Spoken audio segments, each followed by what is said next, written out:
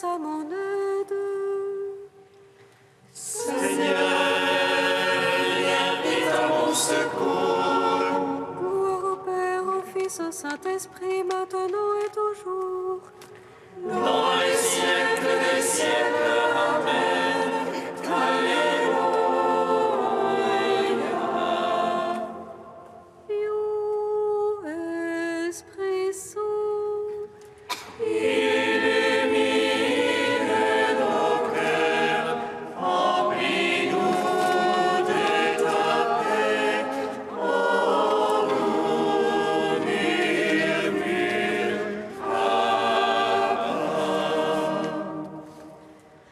Tu es notre vie, ô Dieu, toi notre joie, feu de tendresse. Viens, Esprit Saint, illumine nos cœurs, remplis-nous de ta paix. Ô nous murmure, lumière et le Père, lumière et le Verbe. lumière aussi le Saint-Esprit sur les apôtres envoyés sous la forme de langues de feu et par lui le monde entier reçoit au baptême la clarté pour adorer la Sainte Trinité.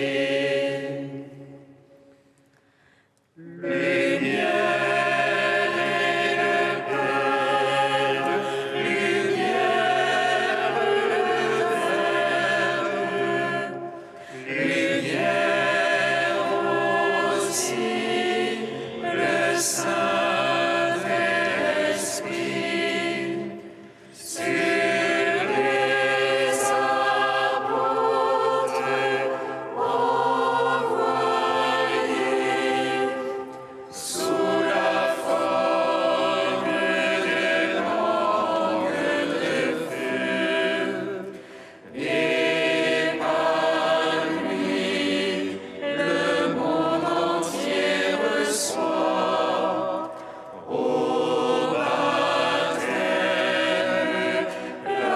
la clarté pour adorer la Sainte Trinité. Psaume 118, strophe 22. Que vive mon âme à te louer, que j'exulte en ta parole. Que vive mon âme à te louer, que j'exulte en ta parole. Que mon cri soit proche de ta face. Par ta parole, fais-moi comprendre. Que ma prière arrive devant ta face. Par ta promesse, délivre-moi. Que mes lèvres publient ta louange. Car tu m'apprends tes volontés. Que ma langue redise ta promesse. Car tous tes ordres sont justice. Que ta main me soit en aide. Car j'ai choisi tes préceptes. J'ai désir de ton salut, Seigneur. mes délices. Que vive mon âme à te louer.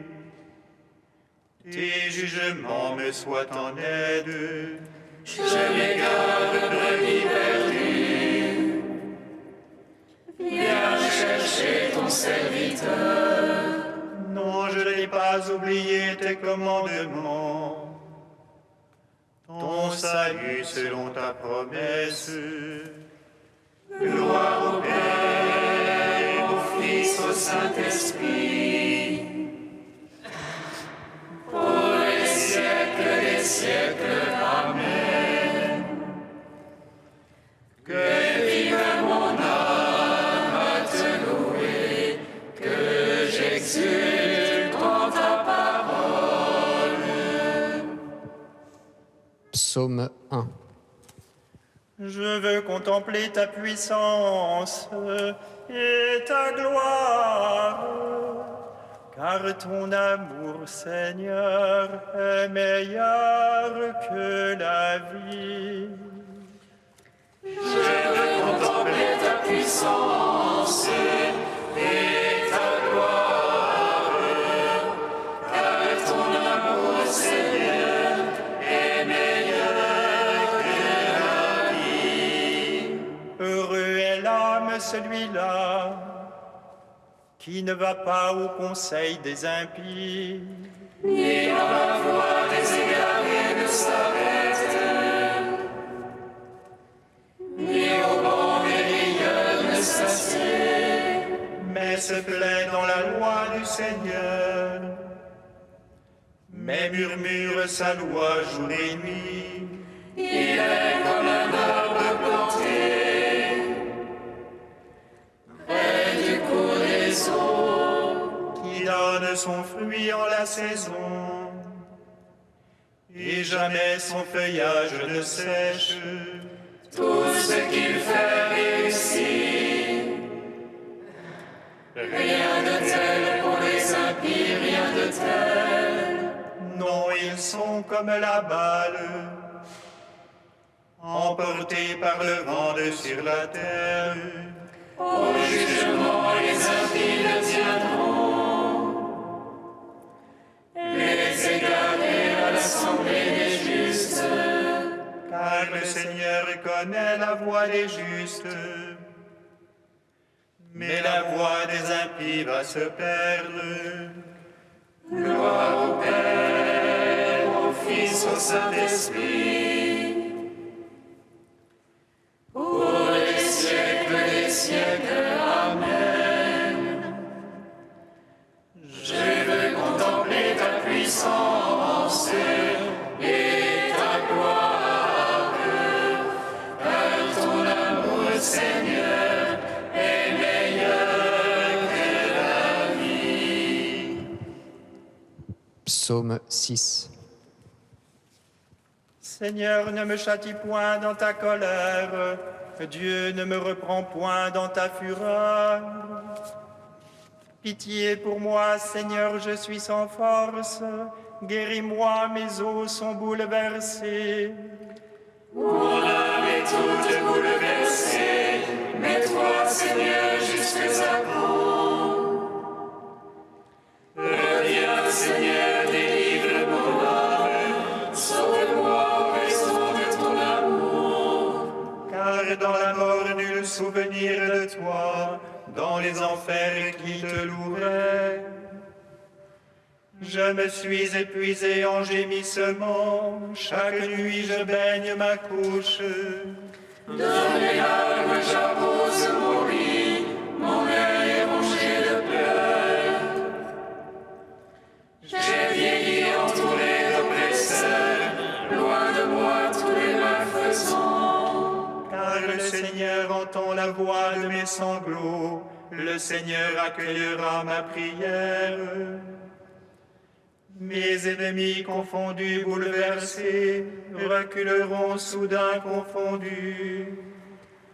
Oh, gloire au Père Tout-Puissant, à son Fils Jésus-Christ le Seigneur, à l'Esprit qui habite en nos cœurs, pour les siècles des siècles.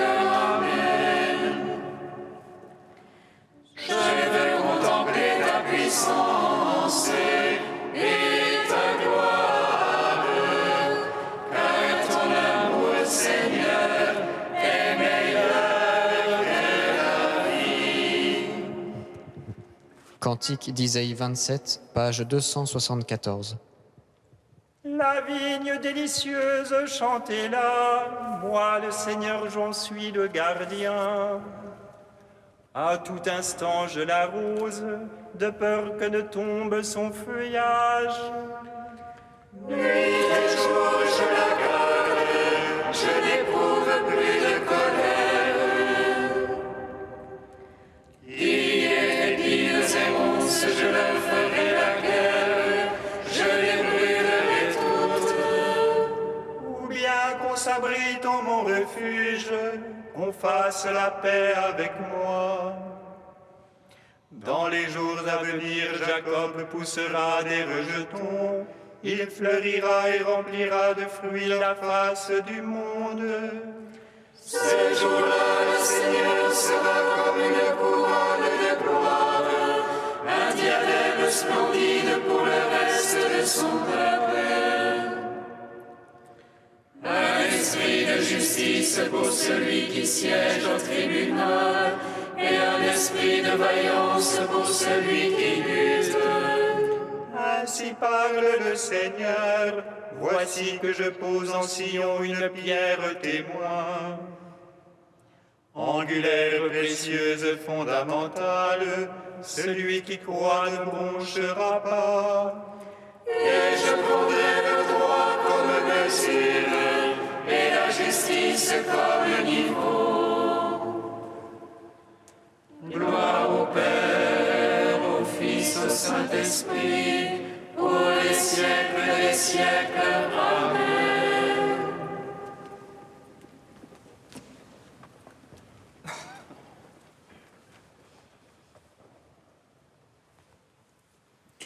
Du cardinal Danils, le consolateur.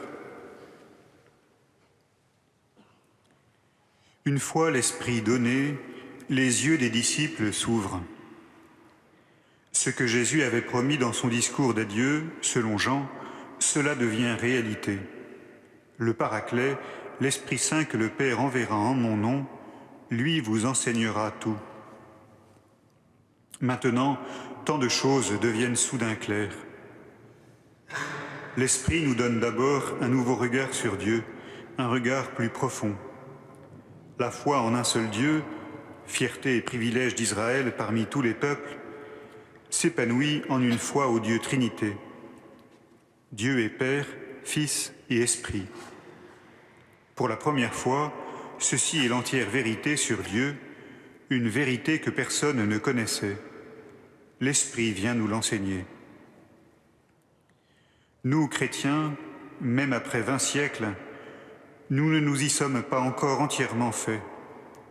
Souvent, notre prière s'adresse à Dieu comme si nous vivions encore au temps de la première alliance. À nos yeux, Dieu continue à ne présenter que peu de relief.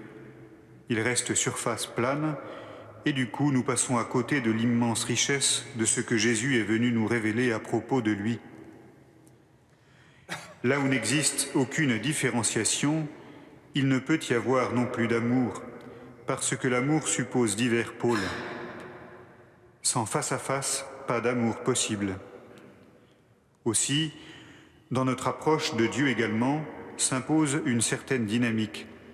Nous allons vers le Père, par le Fils, avec le Saint-Esprit. La Trinité n'est pas une question d'arithmétique, ni une construction géométrique, ni un sujet d'étude pour philosophes. Elle est le mystère de l'amour. Et l'amour se donne, le Fils au Père, le Père au Fils, tous deux à l'Esprit et l'Esprit à eux. Cet abandon mutuel produit à l'intérieur de la Trinité un mouvement, comme le suggère la belle icône de la Trinité de Roublev. 3 anges tout pareils, qui semblent rivaliser à courber la tête l'un devant l'autre dans une condescendance alternée à l'infini. Seul l'Esprit peut nous faire voir cela.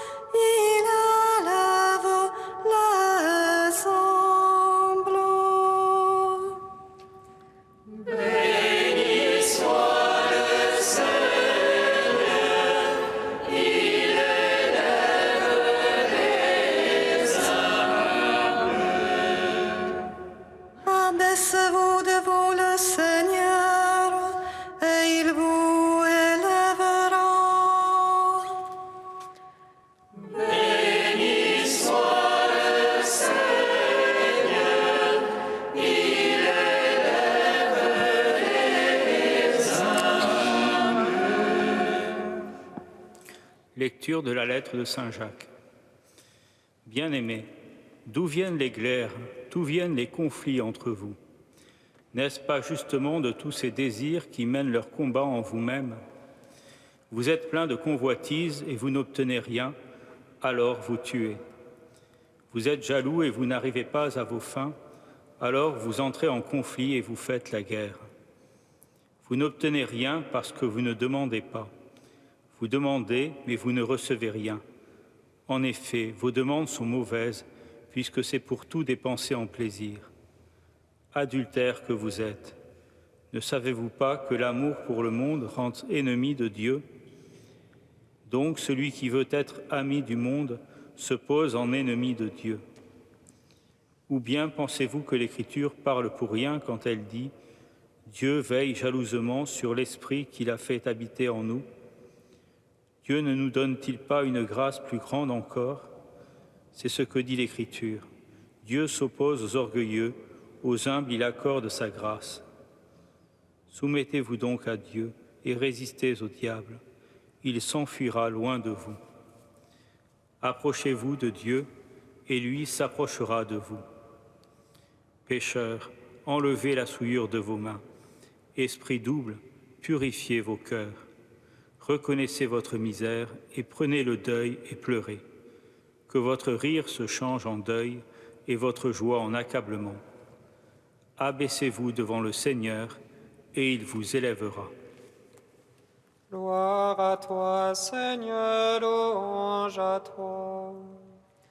Gloire à toi, Seigneur, louange à toi.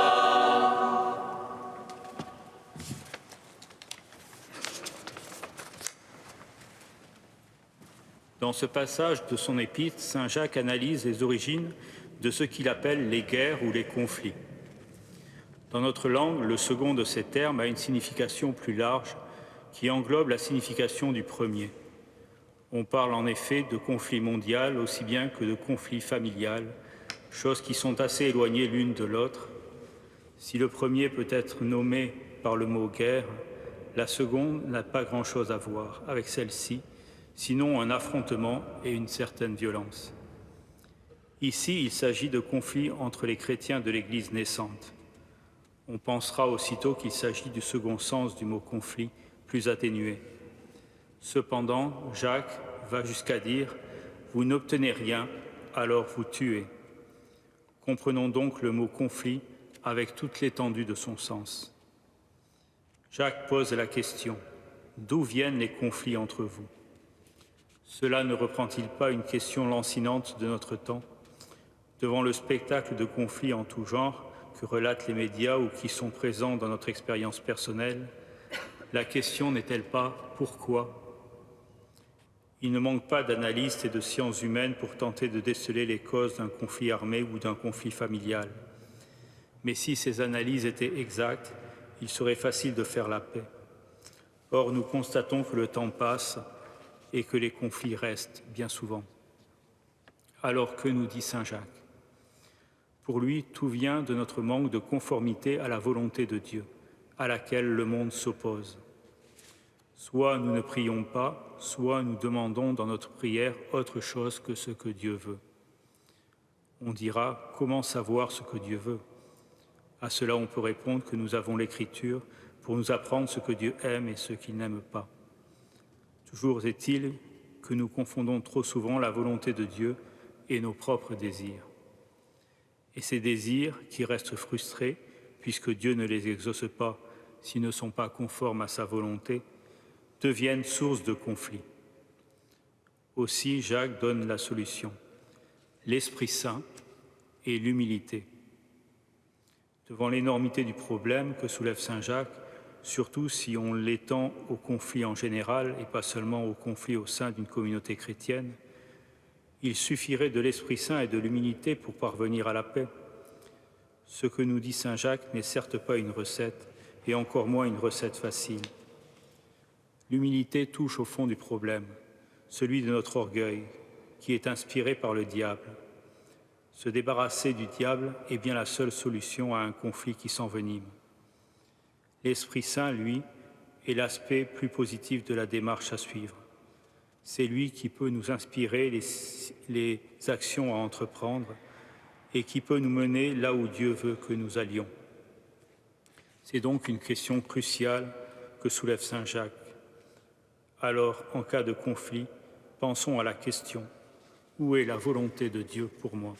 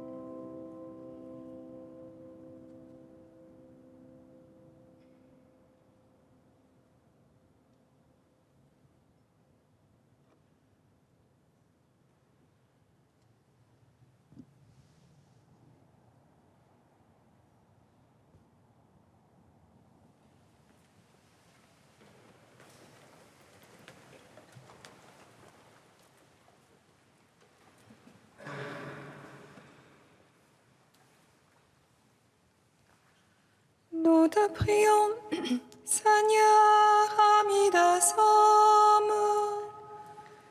Nous te prions, Seigneur, ami des hommes. Seigneur, fais de nous un instrument de ta paix. Là où il y a de la haine, que nous mettions l'amour. Nous te prions, Seigneur, ami des hommes. Seigneur, fais de nous un instrument de ta paix. Là où il y a la discorde, que nous mettions l'union. Nous te prions, Seigneur, ami des hommes. Seigneur, fais de nous un instrument de ta paix.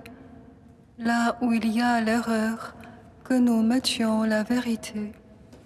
Nous te prions, Seigneur, ami des hommes.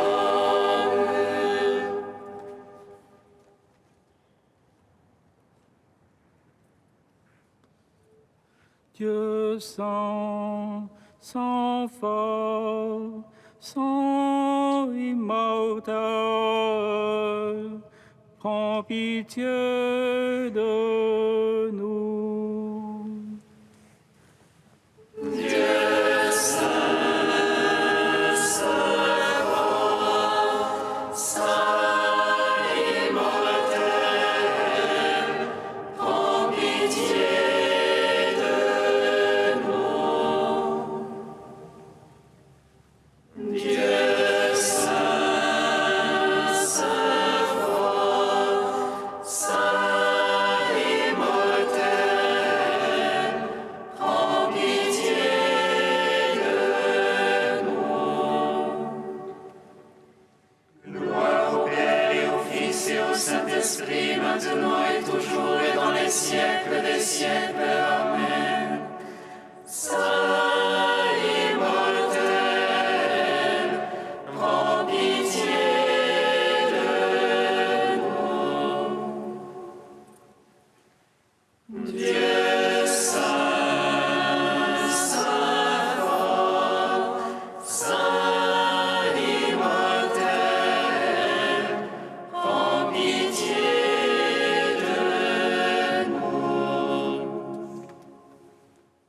comme nous l'avons appris du Sauveur, et selon son commandement, nous osons dire: Notre Père, qui es aux cieux, que ton nom soit sanctifié, que ton règne vienne, que ta volonté soit faite sur la terre comme au ciel. Donne-nous aujourd'hui notre pain de ce jour.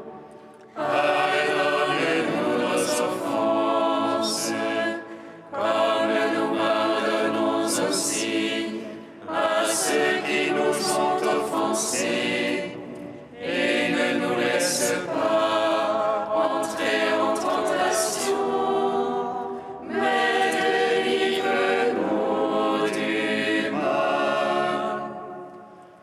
Car c'est à toi qu'appartiennent le règne, la puissance et la gloire pour les siècles des siècles.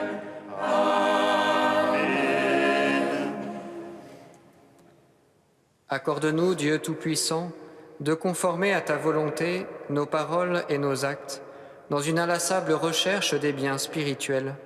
Par Jésus-Christ, ton Fils, notre Seigneur et notre Dieu, qui vit et règne avec toi et le Saint-Esprit, maintenant et pour les siècles des siècles. Amen. Bénissons le Seigneur.